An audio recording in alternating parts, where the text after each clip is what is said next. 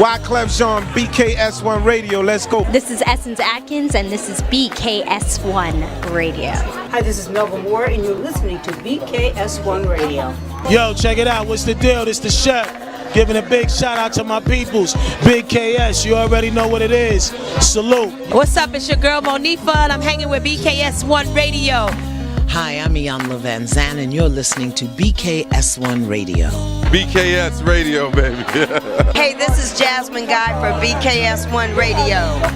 What's going on? This is Lamont Rooker, and this is BKS1 Radio. Shout out to BKS1, the best kept damn secret in the business. Hey, what's up? This is Raven Goodwin from BET's Being Mary Jane, and shout out to BKS1. Hi, this is Leon. You're watching BKS1 Radio. BKS1. God bless y'all.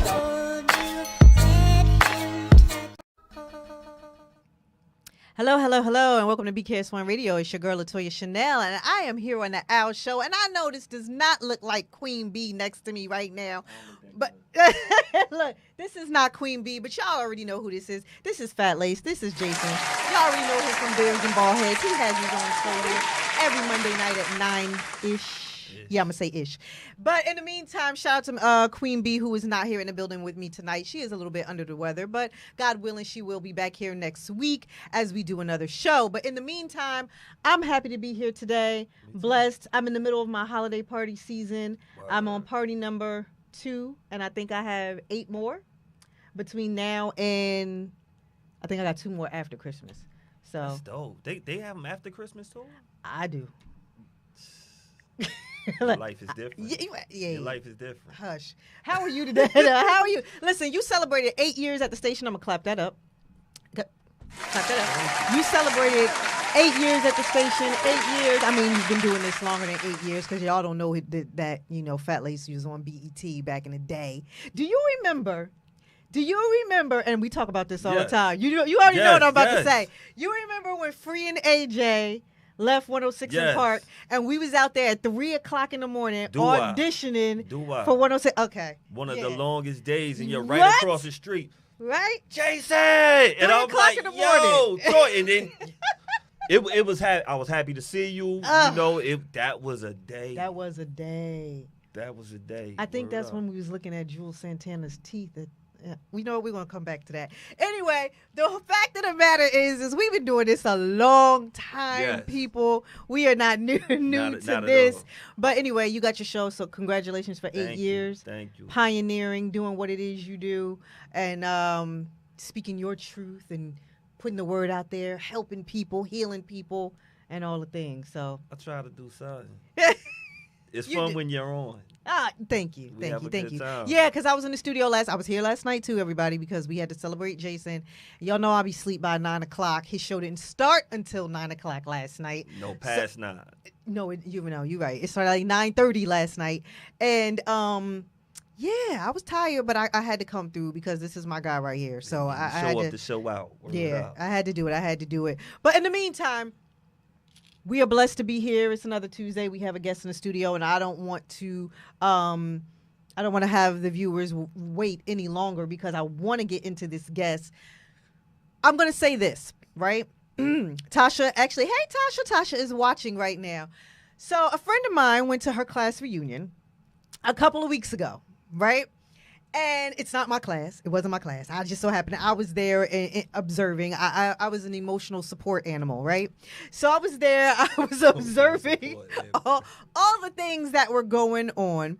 And I got to see a lot of people I haven't seen in a long time, and some people that I see frequently. And the gentleman that is in the studio today, I literally haven't seen since high school. And so much has changed in his life. He is doing so many. Oh, Tasha said, hey, y'all. He's doing so many different things. And we started talking at the class reunion for a little bit, but, you get pulled in so many different directions. Everybody wants to talk to you and, see what you got going on. But we did manage to exchange numbers to speak about, some of the projects that he has going on, how it coincides with, the work that I do and all the things that I do. And he is here in the studio with us today. Everybody, Jeff, please put the camera on Mr. Eben Charles, everybody. Mr. Charles, I'm going to go ahead and I'm going to turn your mic on. How are you today? Blessed and highly favored. Look at you. See that? You see that? For sure. Blessed and highly favored.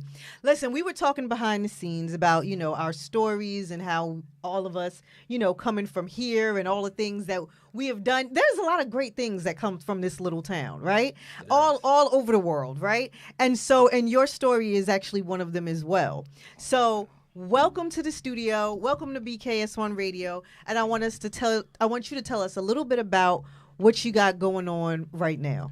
Well, thank you. I'm really appreciative of being here. Yes.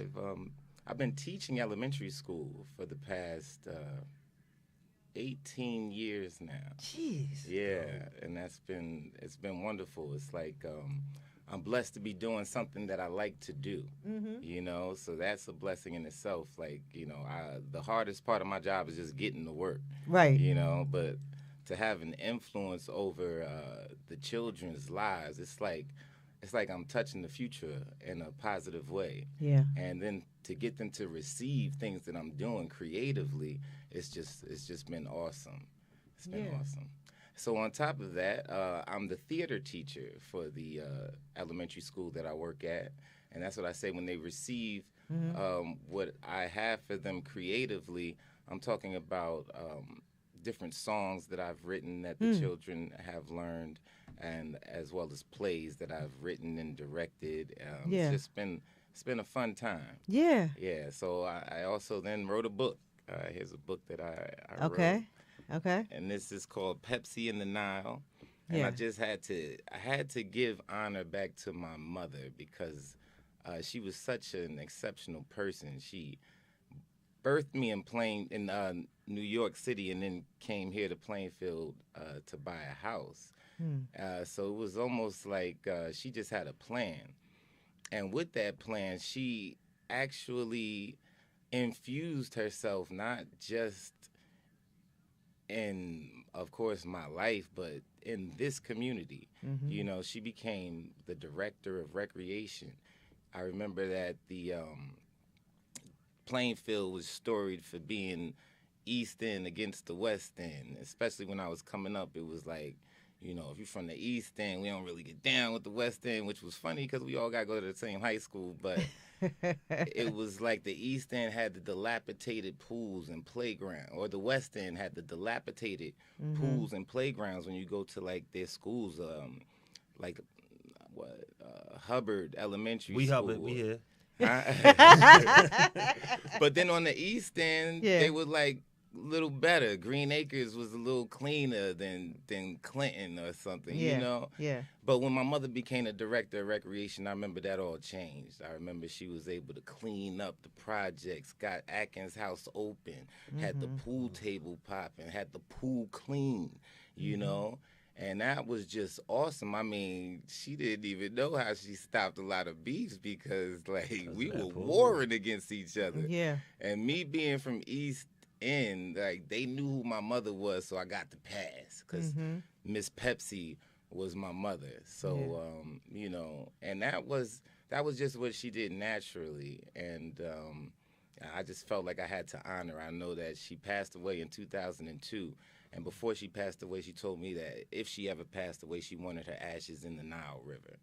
And so in 2017, I was able to do that. I got on a plane and flew to Egypt. And I actually went to Cairo, and I looked at the Nile in Cairo. I was like, nah, it looked like the Hudson. It looked really industrial.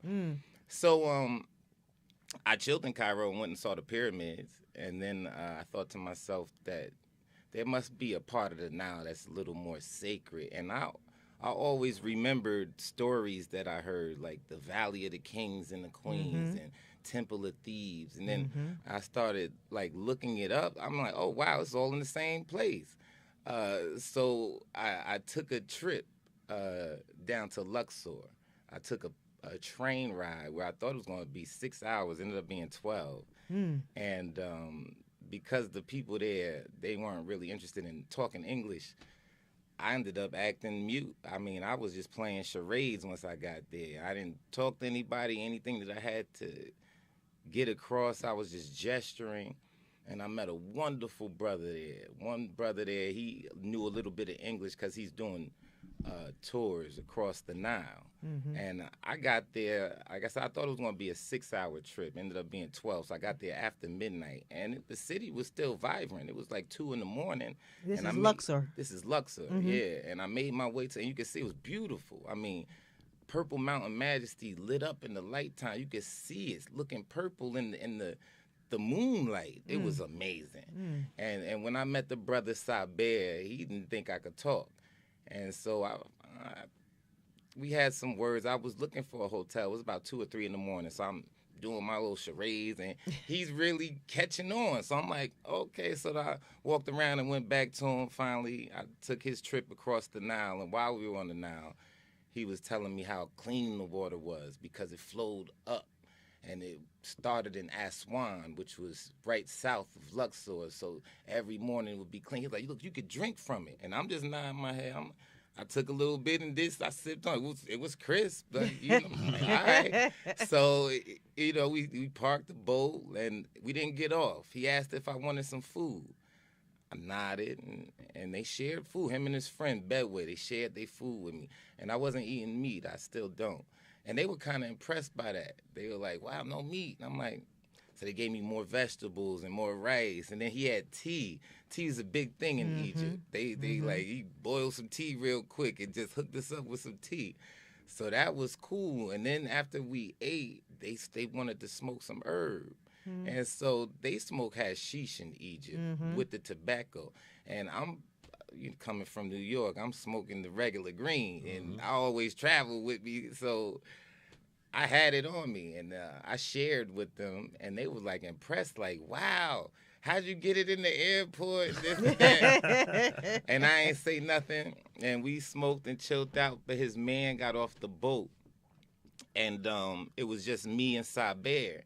So because he had Wi-Fi or something, I was actually playing Damn. Kendrick Lamar's album had just came out. So I'm playing it back and forth. And they were feeling it, right? So after we heard it 2 times, because we done ate, we done smoked, we done heard the album twice. So I just did a video. I make videos for children.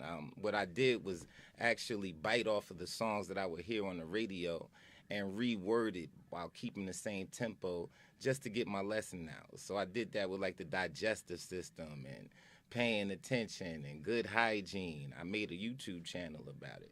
So I played one of the videos for Saber, and he's looking at the video, and then he's looking at me, and then he's like, so you could talk? I said, yeah, I could talk. And you lucky that I felt comfortable enough to share my voice with you, because I was going to keep it quiet. But it turned to a wonderful friendship. He was so ecstatic. He thought that was the funniest thing in the world. He started rolling. He's like, oh, my God, I thought you were mute. He introduced me to all his friends. He had me actually stay on the boat that night. On that night, I slept on the Nile in the boat. It was little, it was cramped, but it was clean. And that's what he said, and I did that. Yeah, he took me to his house, gave me his motorcycle. He like, here, this is an old 1974 Honda. Like, here, take it. I got to go to sleep, but you should go see the Valley of the Kings and the Valley of the... Oh, man, it was a wonderful experience. I went, saw the Valley of the Kings, saw the Valley of the Queens while he was sleeping. Went back to his house around 6 o'clock. By 7 o'clock, we were back on the boat, and I'm putting my mother's ashes in the Nile River. Oh, man. And then I felt bad because I got so emotional, so filled with just spirit. Yeah. And it was just flowing out of me that he started crying, you know, and I felt... That's a heavy moment. Yeah. So, I mean, that moment... It made us, it like fused us together like brothers. Yeah. Like, he walked me to the airport, we were arm in arm, like arm over shoulder. I had just met him like 24 hours ago, but, you know, when God has something for you, you know it. You know it's pure. You could feel it from vibrating from your core, you know, and that's what the trip to Egypt was, and everybody that I met. And I had to write this book because... you know, the journey was just so deep and spiritual. And then I got locked up on my way back. I got arrested because I like herb. I was about to say, what, for the bud? I had some herb on me in Abu Dhabi, and they really, because I was doing my whole I can't talk. Yeah, I was doing my whole I don't talk thing, right? Yeah. So then I caught an addict. I'm feeling a little cocky. I put my mother's ashes in the Nile River. I'm like feeling great, right? So the guy's like, you don't talk, and I'm like, nah. I didn't say anything. I just nodded my head. So he's like, it don't say you don't talk. And he's looking at my passport and everything. And then I was like, all right, I do talk, but we don't talk the same language. Like, come on. He got so offended. He put on some purple latex gloves and started going through everything. And his man came and found it. They found it in my carry-on. And he looks at it, and he's like, what is this? I'm like, cooking herbs? Said, yeah, right? He said, this is the funniest thing I've heard. He said, is this what you believe? Like, he really, he said it so sincere. Like, you really think that this is cooking herb? Like, is this what you believe? I was like, nah, it's marijuana. It's marijuana. How long did you have to stay? Oh, like 3 days. 3 days. But they took me to prison, like Abu Dhabi prison. There used to be a show on Showtime called Homeland where Brody was a star. Yeah. And at the end shout out to Brody who was here, last month? Month really? Yeah. That's awesome. Yeah. Right where you was at. Yo, that's crazy. I was a fan month. of the show. Yeah, so he was here. At the end of the show, he gets hung by a crane. I don't mean to spoil it for anybody, but he gets hung from a crane outside of Abu Dhabi prison. I'm thinking it's a movie set. This is Showtime. I was a fan of Homeland. Okay. Nah. When they had me in handcuffs, they took me from the airport to the jail. Then the next day, they drove me from the jail to Abu Dhabi prison. Everything is Arabic there in that place except for PRISON. With the metal little... Everything just looked just like it did in Showtime. Just looked like it did. I'm like, oh my God, they taking me here for the little bit of weed, and the guy was smoking something. Yeah, but everything there is illegal. Yeah. Dating is illegal there. Affection in drinking. public. Yeah, you can't. You can't have a woman or a man that's not related to you or married to you. Or married. Yeah, in your space either. Dating is illegal. Yeah. Drinking is illegal. Smoking is illegal. But God is great because I got some angels protecting me. And, I went to see the American ambassador after my second day in the prison. And when I went with a couple other Americans because the American ambassador she's not in the prison all the time. It's like, so I got lucky with that because she could have came a month later. Yeah. Right. They come maybe like once a month. Yeah. So I'm in there. Some white guy from Michigan had a little bit of cocaine in his laptop bag, and they gave him 2 years automatically. That was 2 years automatically, Jesus right? Christ. But they had just changed the law 2 months before I got my charge of, it was like less than 50 grams of marijuana. So everybody kept saying, you be all right, you be all right. They just changed the law. Nobody's saying anything else. They just kept saying, you'd be all right. And so I spoke to the American ambassador, and she said, yeah, you did get lucky because they just changed the law. And prior to 2 months ago, you would have had to been doing 2 years automatically. Jesus. So the white boy from Michigan, he had to do the 2 years. And he was there to see the ambassador because he thought that because they changed the law, that it would affect him. But no, it didn't affect him because he caught the charge before they changed the law. Jesus. And then there was this brother from, that was South Jersey, not Neptune. It's South Jersey. That he Asbury or something? It's something with Asbury. Camden. He's from Camden. Camden, okay. Camden, New Jersey, because he was a brother. I'm like thinking of a black town in Jersey. Camden. Right. He's locked up trying to go see the ambassador because they gave him like 3 years for not paying his bills. They will arrest you if you are late on your bills. You will go to jail. They don't have crime there. Nah, they don't really have crime. I have a friend that lives overseas in Saudi Arabia. They don't have shut up. They don't have crime there at all. Nah, well, yeah, because what they built is something different in the middle of the desert. It's like it's just not. Yeah, there's no crime because you're afraid to do anything. Can't Everything do is going to get you anything. locked up. But I don't want that to overshadow your reason for going over there, right? Right. So let's start with the book, right? you said you wrote the book because obviously it was a tribute to your mom and her legacy and all the things that she's done. But somewhere in the book it flows into you and into your story, right? Yeah. Right? Yeah. So even though your mom was doing all of these great things, did you know at the time that what she was doing was going to be as monumental as it was? Well, yeah, I did. My mother was a radio DJ. So she had me, Shaka Khan was one of her best friends. So at 5 years old, I'm, chilling with Shaka. Or Stevie Wonder was introduced to Ellis Hayslip, who had passed away. He had a show called Soul. And so those were the people I was around. I respected and loved what she did, and I knew that she was comfortable and what she did and who she was. She was an organizer. I lived on Kensington Avenue in Plainfield, and we lived at 730, which was right in the middle of the block. But she was the block captain. Like she would organize block parties. She would have me go from house to house, knocking on people's doors to organize a party so we could all have fun. So I knew that she was great in what she was. It was just more me trying to figure myself out. Okay. You know what I'm saying? At that time, I knew my mother was great. Everybody loved her and all of that. It was like, all right, let me do my thing. You know what I'm saying? Yeah.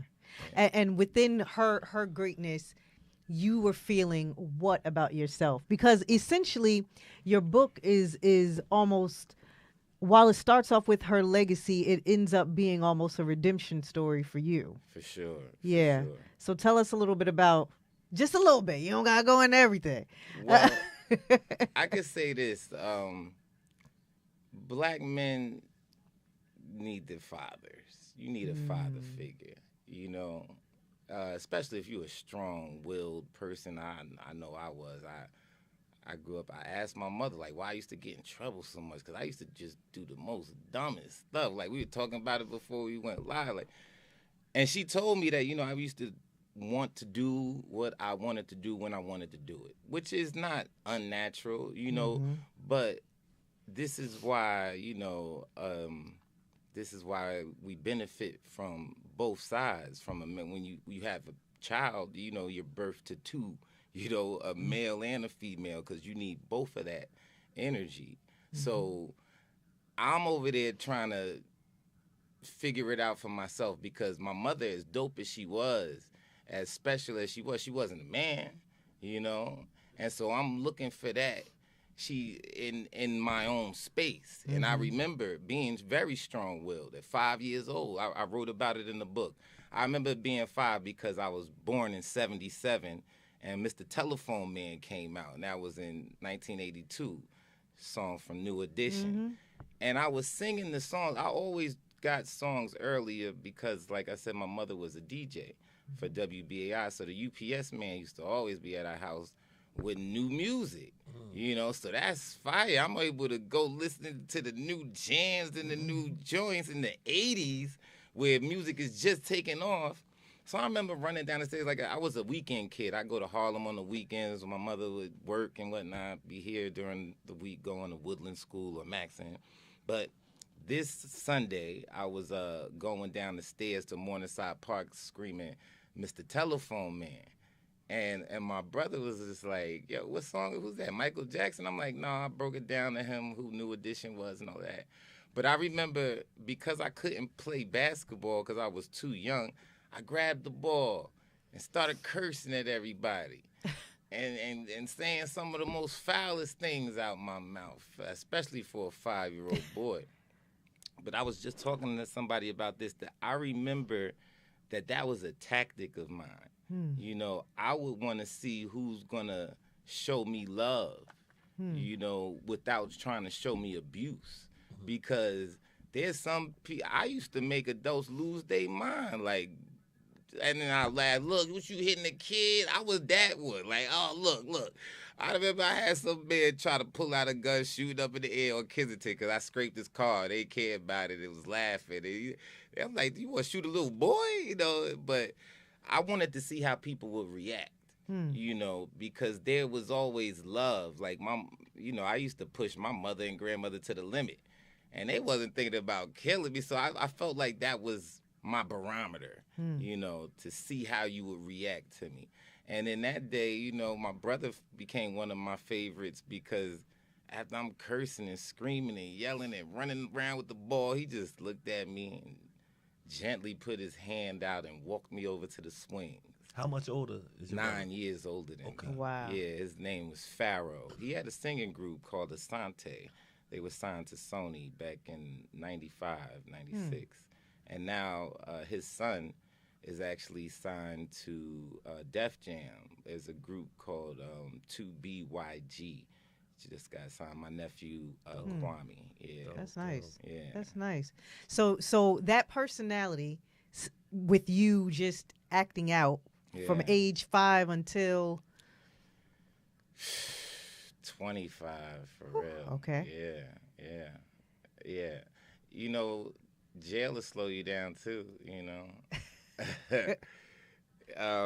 But I went through a lot. And just with my foot on the gas, and but you were also a star athlete.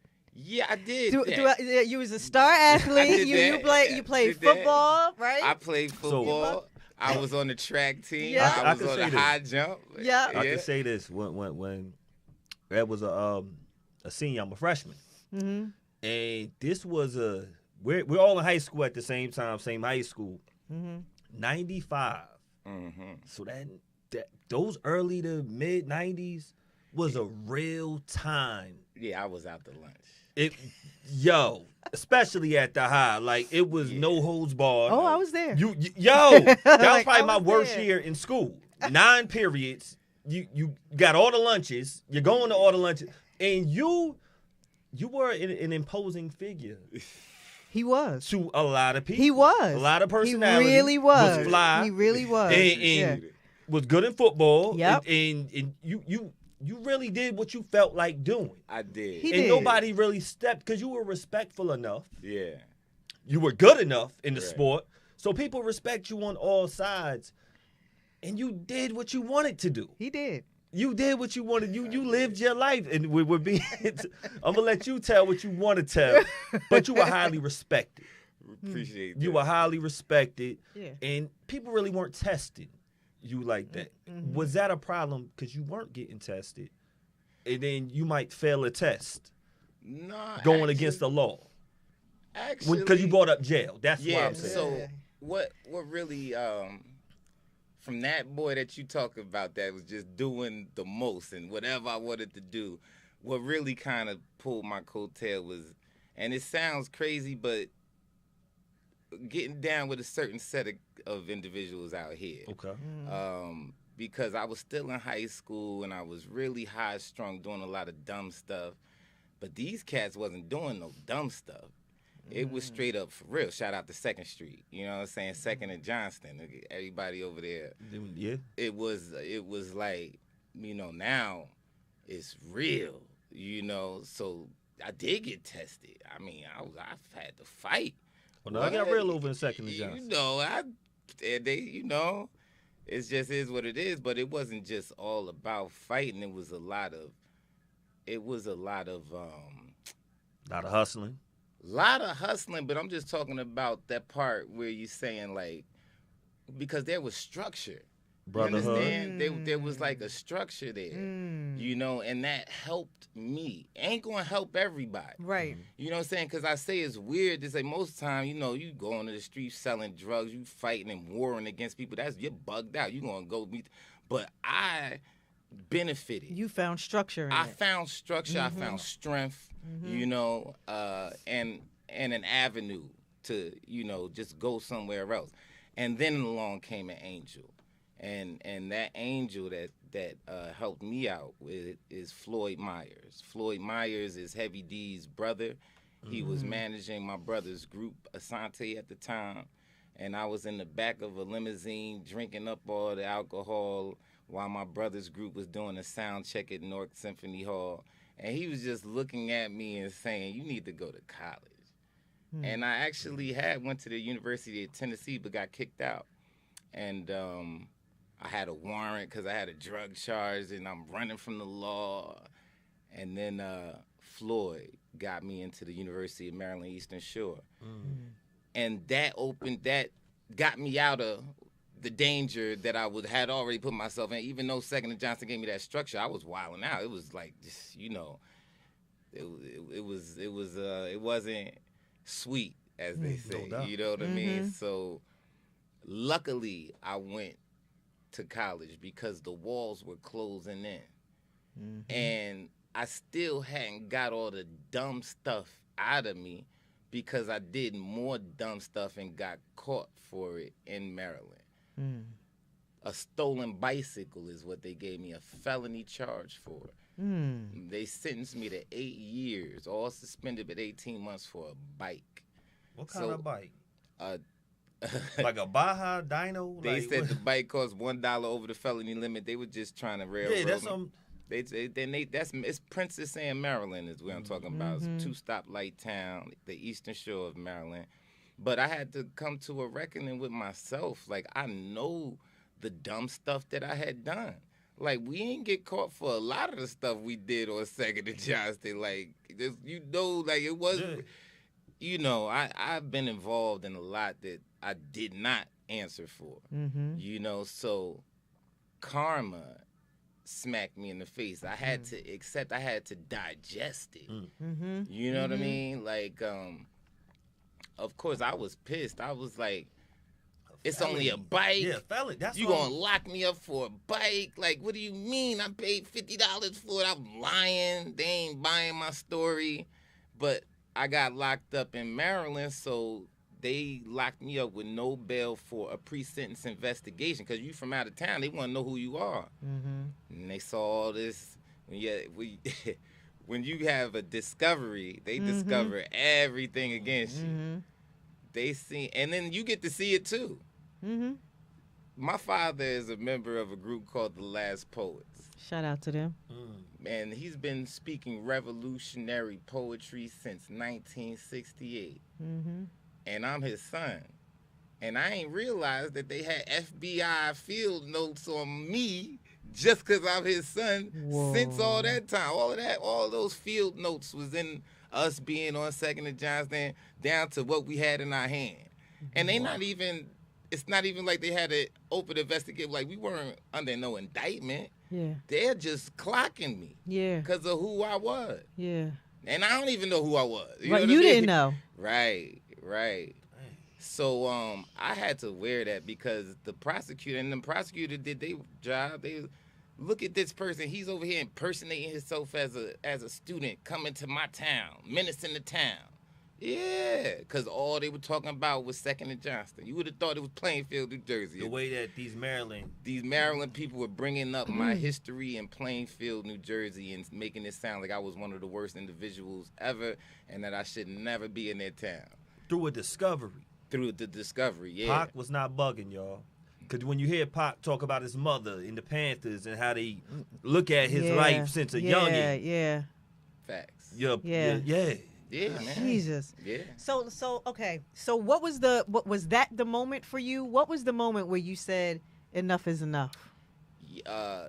Actually, that it was all intertwined because I got locked up. I had to just wear. It was March '98, and then it was like 8 years you giving me. Then they said, okay, we're gonna suspend it except for 18 months. So you're gonna have 6.5 years over your head if you mess up. So sit down for 18 months. 18 months, but you get good time. So that 18 months turned into a year. So March '98 to March '99, I'm in jail in Princess Anne, Maryland. I get out still wanting to go to school. Like, I'm like, I gotta finish. I gotta finish this thing. They already jammed me up. I'ma finish. While I'm there, they lock me up again. Jesus. For a hot dog. In line to one of the only gas stations open. There was a big fight at night. And I'm eating a hot dog in the line. The lady closes the store. Everybody out. I'm closing the store. I leave, come back in the morning because I know Miss Emma. She's I lived around the corner. Miss Emma, I'm going to pay for this hot dog. I was in the store last night, got all crazy. Well, wait a minute. You need to hold on to your receipt because them police was looking at you. It was a whole fight in the gas station. They looking at me because they had it in for me. Like, you know, like, why are you still here? You should have went back. They sure enough was looking for me because I was on parole. You know, they had the 6.5 years over my head. They wanted to give me 6.5 years for this hot dog.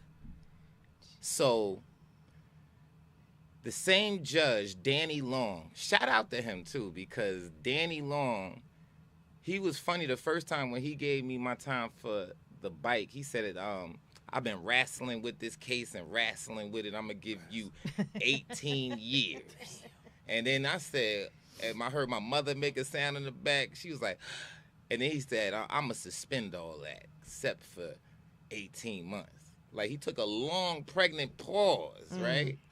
But this time he comes, I'm the same person coming up in front of the same judge. This is like a year later, 2 years later. And the prosecutor's arguing for the 6.5 years for this hot dog. My mother wanted to have a statement read. The prosecutor didn't want the state. He was so mean. He was like, he had a personal vendetta. But the judge took mercy. He did not give me the 6.5 years, what he very well could have. And he just gave me 18 months again. So this is 2001 now. Again. Another 18 months? Another 18 months. And it's 2001. So I'm thinking I'm going to do a year off of this. And now this is where I'm like, yo, enough is enough. Yeah, right, okay. Now okay. I'm like, oh, this is crazy. Yeah. You know, I'm writing. I like the one thing about being in jail is that, you know, you at rock bottom and you don't, those are the people who you were in touch with, right? Those are the people you could depend on and trust and love you because, you know, they ain't nobody got to reach out for you. Nobody got to write you. Nobody got to answer your calls. So I had more of a close relationship with my mother and father at that time because those were my pen pals writing back. But after the second time, I'm like, nah, this ain't it. And then for a hot dog, I was just like, I was so upset. But then at the same time, you know, God's gonna take care. He ain't gonna put too much on you if you can't handle that. I had work release. So I'm working at Ruby Tuesdays while I'm in jail, and I'm making like $300 a day. And I'm going there 6 days a week because I don't want to be in the jail. So I was able to make some money, and then 9/11 happened. So because if you're from New York and you get locked up anywhere, it's like Eddie Murphy's movie Life. Everybody's calling you New York. I'm not Eben Charles anymore. I'm New York, you know. But with that was the sympathy that came from the world for New York when the planes hit the tower. Because everything was on lockdown. They didn't know what was going on. Yeah. They locked down. All the jails was on lockdown because planes was flying in there. You know, the one crashed in Pennsylvania. And then, so they ended up letting me go. Not right after 9/11, but a week before Thanksgiving. They let me. I should have been in there for a whole other year, at least 4 months. That was the quickest time anybody had ever gotten out of Somerset County Detention Center for an 18-month bid. Yeah. But it was because because my angels, I feel like, in God. You know what I'm saying? And so that was what really did. I was 25 the second time. I got 2 felonies on my record now because I had a felony from Plainfield over here, 2nd and Johnston. Yeah. And the bike, they actually gave me a felony for the bike. So I'm like, nah, this is crazy. Like, I can't, and I'm not, you know. And so I was 25 at the time. That was the last time I saw my mother alive. She was like, you know, I hope you done with jail. I was like, yeah, like, I'm not trying to go to jail. So. And so from there you come out and. Well, I was that year was trippy for me because it was 2002. After that second time I got out, 9/11 happened. My birthday, January 22nd. I came up to see my mother, and then she passed February 9th. You know, and so that was more devastating than anything. That changed me into a whole new person. I'll never be the same person that I was when she was alive. So that right there did it. Right there. Yeah. that crushed me because now I'm like, well, I got a responsibility to live up to because I knew what she did for me and who she was for me, and now she's like everywhere, like God, like an ancestor. So she ain't gonna give me the power and strength that I need if I'm not doing what I'm supposed to be doing. That's how I feel, and that's how I felt and feel, you know. So that is what got me to. I did everything I had. I saved more money and then did my last semester. Graduated in December of 2002. I had been acting. I had a full load. I took 25 credits. Nobody could take 25 credits. Wow. Only reason I got those extra credits because they gave it to me because I was an actor. So I had done a couple plays and they threw me some extra credits. And so I ran with that. I went to L.A. On 2 different occasions. I lived there for 9 months. I was doing a whole bunch of acting. I met a lot of people. I did what I wanted to do constructively though this time. Constructively, You know what I'm saying? Like thinking about leaving places better than I saw it. You know, just leaving a good impression of myself in people's minds. You know, just growing up. And it's unfortunate that it was the death of my mother that had me really growing up. That was the catalyst. But it for change. It was. Yeah. What makes you want to? I completely understand the catalyst for change. Losing a parent. I'd been there. What made you want to give back? What made you want to focus on the youth? Because you're a school teacher now. Right. Well, that's automatic. I don't even look at it like a job. Really, it's like community service. Like what I'm in this position I'm supposed to be. I feel like, I don't know, it's just like, I don't know if you call it a calling or a debt. I don't know, but it's just like regular. Like, I don't know, as bad as I was or labeled bad as I was in school, I was still chosen to do things like be involved in a student role model program where we would go talk to the elementary kids. Here I am, I'm like, I just got suspended from smoking weed. Like, you want me to talk to these kids? Like, that's crazy. So, and you know, animals, you said animals come, well, you said kids come up to you. But they used to come up to me too, like, all right, and I feel like a kid still. Like, my spirit still feels like I'm 6 years old. And so a lot of times teaching, it's like, oh, I may be the youngest person in the room. It could be all pre-K kids, you know. But it's just something that has been chosen for me, you know. And I relish in it because, like I said, it's like elementary school. I did elementary. I can tell you I know elementary. I know what I'm talking about. Could you do high school students? No. I couldn't do junior high school, and that's because, and unfortunately, I tried it. I mean, I've been teaching for 19 years. I've been in, like, the education sector maybe 20. I was the child care coordinator at Iris House in Harlem. I had been substitute teaching before I actually was teaching. And a bunch of programs. My father's always been an educator, so we always have little plugs and outlets of work to do workshops and whatnot. So I used to do a summer youth program for 1199, which is a big union in New York City.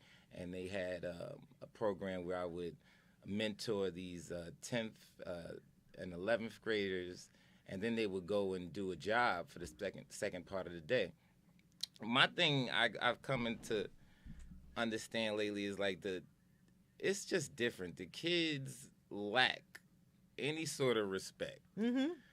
And for me as a black man, it's dangerous because these females are running the show.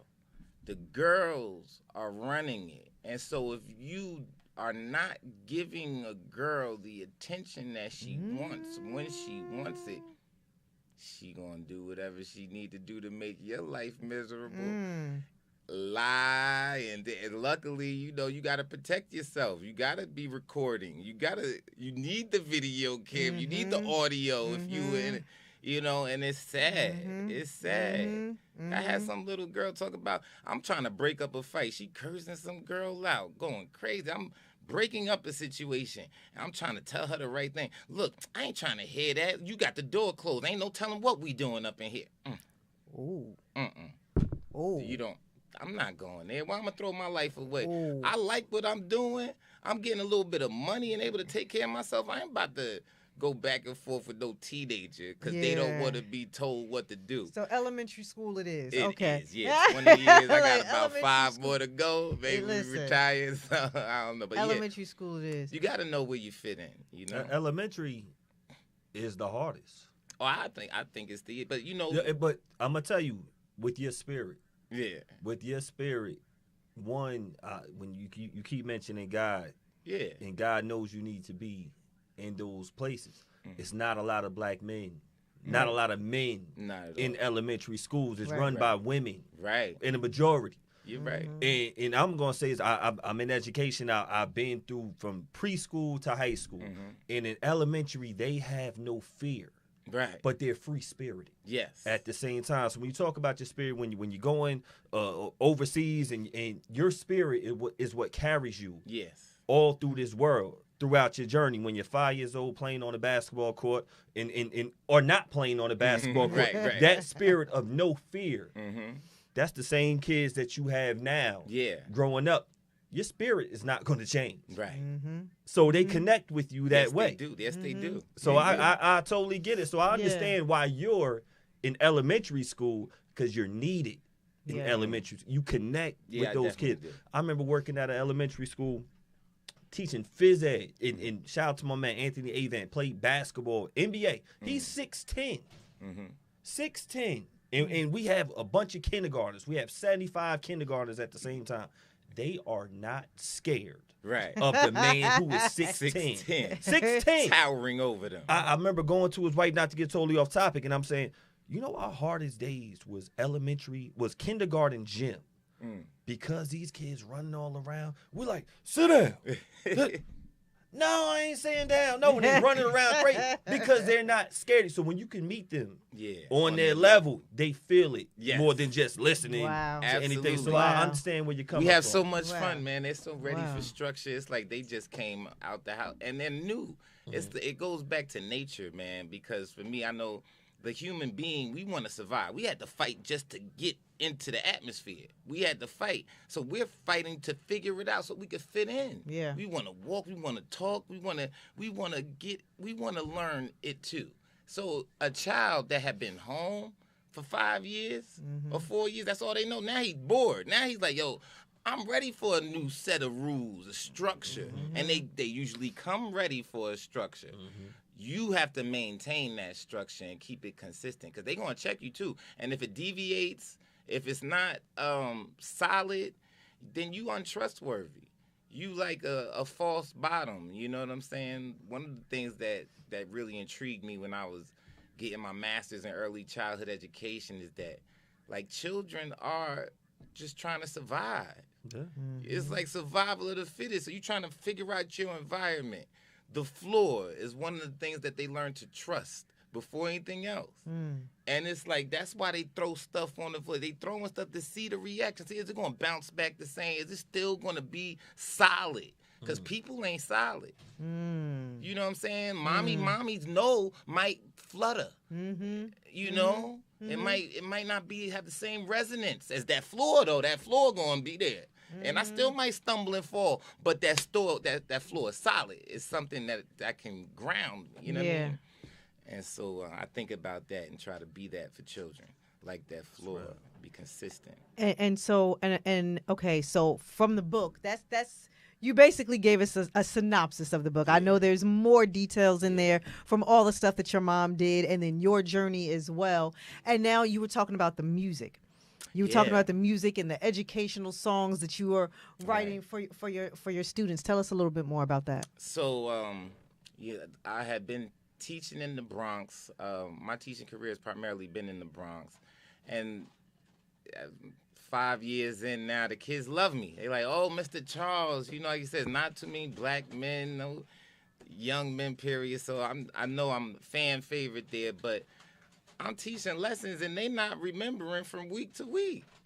So I'm like, yo, like I don't even want y'all like, oh, what's up, Mr. Charles? You can't remember what I'm telling you. Like the only reason we know each other because I'm trying to teach you something. Mm-hmm. And if I gotta keep on going back over it week after week, then I'm just, spinning my wheels. Waste. Here. Yeah, it's a waste. So I realized though that they be humming songs off the radio like it's a part of their just breath pattern. Mm-hmm. If it's a quiet moment, they over there humming away, right? So I said, well, let me take that and put some educational information behind it. And that took off. Oh my goodness, it took off. Like the kids loved it. I would write these songs and then I would make a video, I'll make a lyric video and teach it to them. And they learn it. And they love it. But then they love it too much. I feel like they don't really learn it except for that year. So it's like I should be making some new songs. I've been doing the same songs for like 7 years now. But it's cool. They like to perform it. The kids just want to perform. And if they have something that they know that they could perform and get with, then we could do some magic. That's what I told them. You got to first learn how to ride a bike before we could pop some wheelies in. Once you have some content down, then we can be dynamic with it. Yeah. Did you look at Kids Bop and say, I'm better than y'all? Nah, I don't even look at that. I haven't even checked that out. My life is really, really busy. I don't really have time to look at other stuff. But I heard like Gracie's Corner. Yes. Yeah. That's a good one. Yeah. I'll get like something that I could use in the classroom. But I've heard about Kids, and then I seen the Kids Bop stuff after I had done all mine. But I just did you still say you were better than them? Nah, it's not.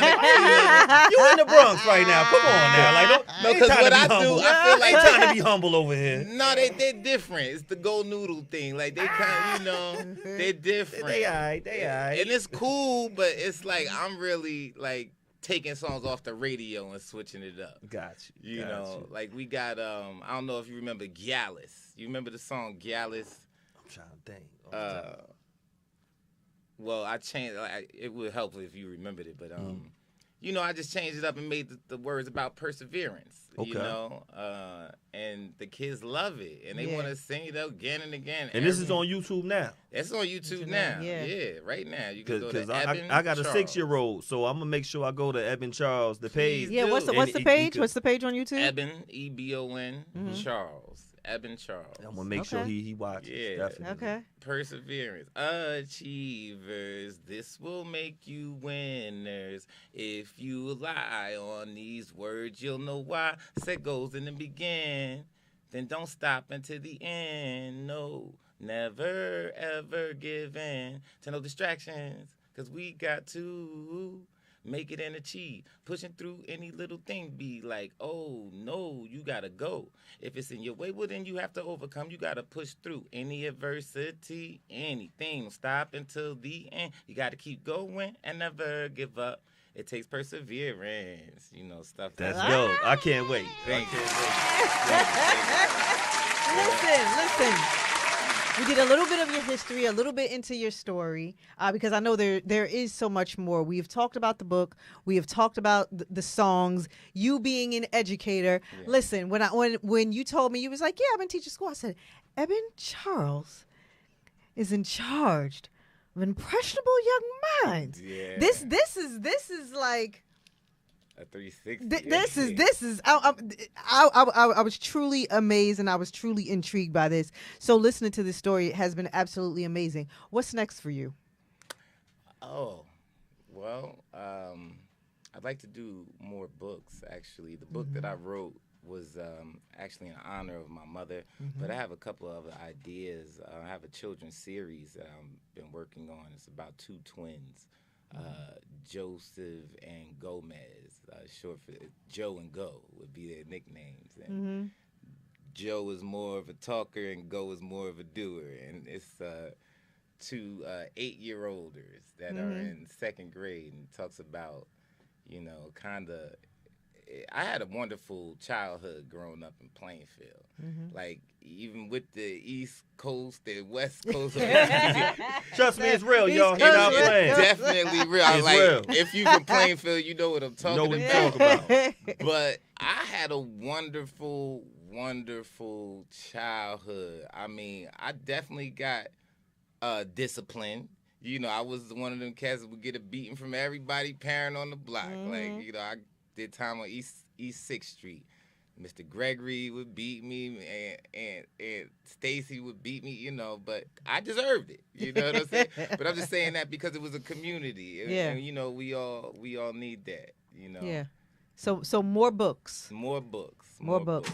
Okay, so writer, author, songwriter as well. Yeah. And anything else? That's about. Oh, I also bartend. I gotta ask this. Okay, go ahead. Before we go, and definitely where you bartend, because you know we like the drinks. I want some of them nutcrackers, rum punch. I saw you make the best of it. Oh, you saw that? Come on, we here. We see you. We see you out in them streets. We see you in Central Park. We see you at the Rucker. All that. Yeah, he gets busy. We did that. He gets Shout busy. out to Queen of Harlem. Yeah. He gets busy.